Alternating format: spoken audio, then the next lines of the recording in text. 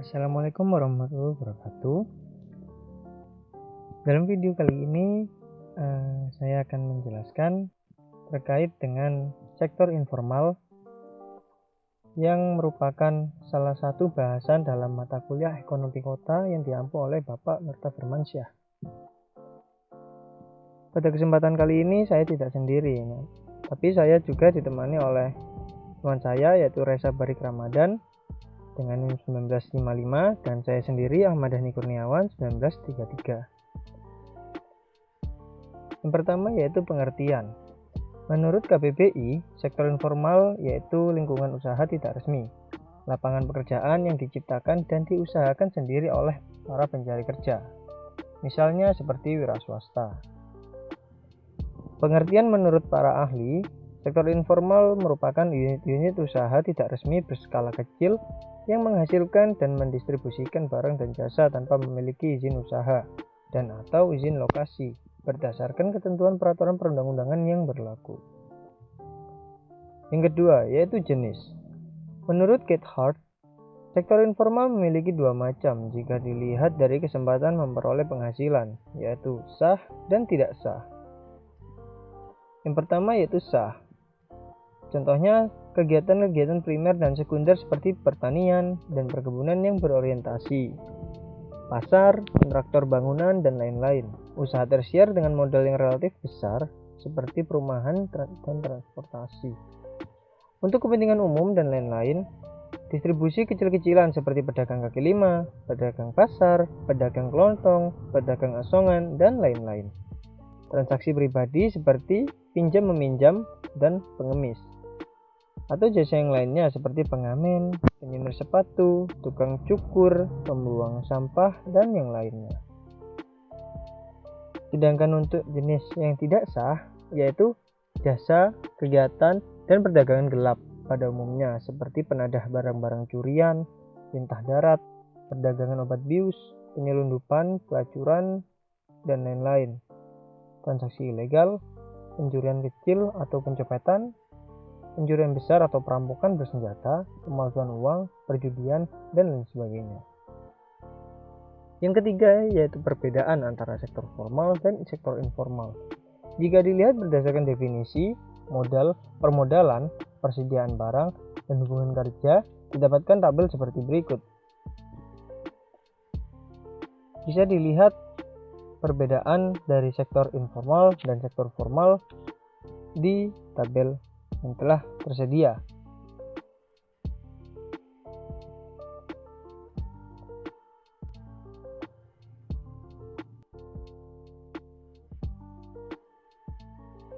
Yang selanjutnya yaitu penyebab munculnya sektor informal. Yang pertama yaitu terbatasnya lapangan pekerjaan yang tersedia di sektor formal.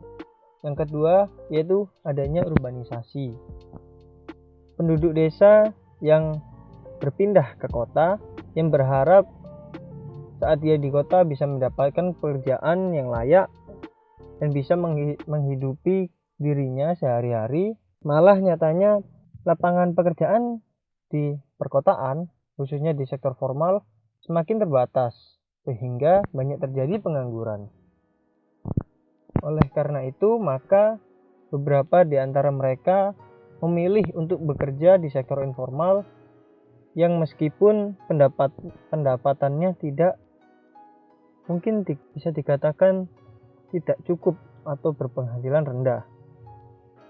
Yang ketiga yaitu tidak ada persyaratan yang ketat untuk masuk ke sektor informal karena memang siapa saja bisa masuk untuk masuk ke sektor informal. Selanjutnya yaitu permasalahan di bidang sektor informal. Yang pertama yaitu keterbatasan modal dan akses terhadap pasar. Yang kedua, pelaku sektor informal belum memiliki manajemen usaha yang bisa membuat mereka bekerja secara efisien dan memiliki daya tawar yang kuat. Sektor informal yang dipandang sebagai perusak kota. Banyak kalangan memandang sektor informal sebagai gangguan yang dapat membuat tatanan kota menjadi tidak rapi dan kotor. Mengapa? Karena banyak sekali pedagang-pedagang, khususnya pedagang kaki lima yang berjualan di trotoar, di segala tempat, sehingga menyebabkan daerah tersebut terlihat kotor akan sampah-sampah yang dihasilkan. Selanjutnya, fungsi atau peran dari sektor informal.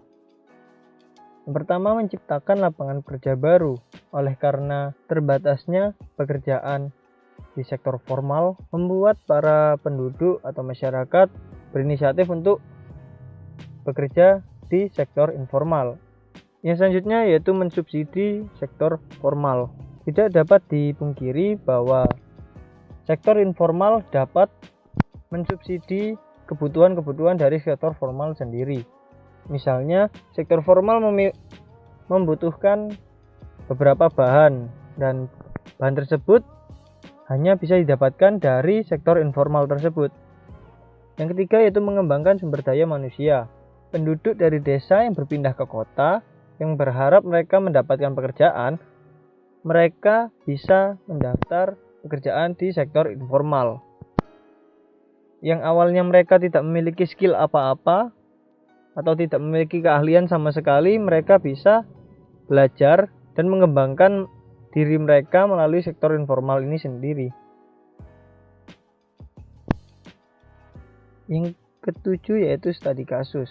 Studi kasus yang kami ambil di sini yaitu penertiban pedagang kaki lima di Lumajang, Jawa Timur.